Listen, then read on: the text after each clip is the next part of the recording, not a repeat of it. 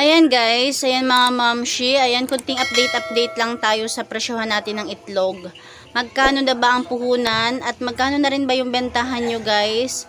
Kasi dito sa amin, yung naghahatid sa akin is yung large, ayan large yan. Ang bigay na sa akin is 190.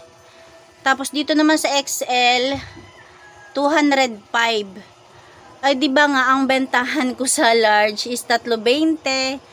Tapos dito sa XL is 8 pesos.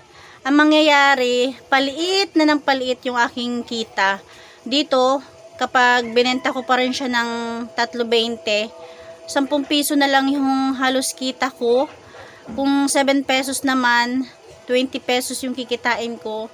Dito naman sa XL, sa 8 pesos, 35 pesos ang ating kikitain.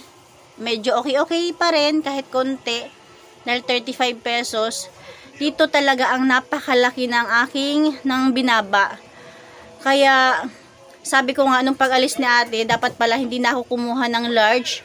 Dapat palang kinuha ko na lang lahat is XL. Magdadagdag na lang pala ako ng 15 pesos sa isang tray, XL na.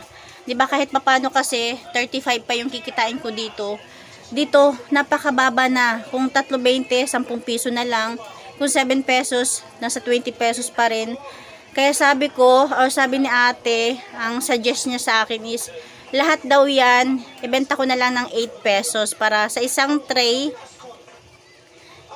Hindi, para kahit naman daw papaano is makabawi-bawi ako. Lahat ko na lang daw yan is 8 pesos. Kahit ito is large, yun naman is XL. 8 pesos ko na lang daw. Kaya sabi ko, siguro ganun na lang muna yung gagawin ko. Kunti lang yung kinuha ko kasi di ba ang itlog is paiba-iba yung price. Minsan bumababa, minsan tumataas. Kaya ayan, kunti lang yung kinuha ko kasi baka sa makalawa, sa susunod na mga araw is bumaba siya, di ba? Pero kung sa susunod is hindi pa rin talaga siya bumababa, hindi na ako kukuha ng large. Siguro XL na lang lahat para kahit 8 pesos siya. Kahit 8 pesos pa rin yung bentahan ko, kahit papano is may 35 pesos tayo sa isang tray, diba? Sa ngayon, ganun talaga yung gagawin ko. 8 pesos yun lahat kasi hindi naman tayo naglalaro-laruan ng tinda-tindahan. Hindi tayo pwede magpalugi or magpababa ng presyo dahil lalo na ako, nangungupahan lang ako dito. Tapos syempre parang trabaho na rin talaga to, or hindi lang parang, talagang trabaho din to na kailangan natin kumita. Hindi naman tayo naglalaro lang, di ba? Kaya ayan, napagdesisyonan ko na lahat yan is 8 pesos. Bili-bilinan ko yung mga anak ko na wala ng 7 at wala ng 3.20. Ayan guys, sa inyo, magkano na ba yung bentahan nyo at magkano na rin bang puhunan? Dahil dito sa large, 190.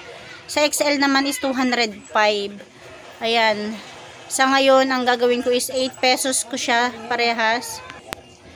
Yun lang guys, yun lang yung kunting update ko ngayong hapon, 'di ba? Ayan. Yun lang guys, thank you for watching.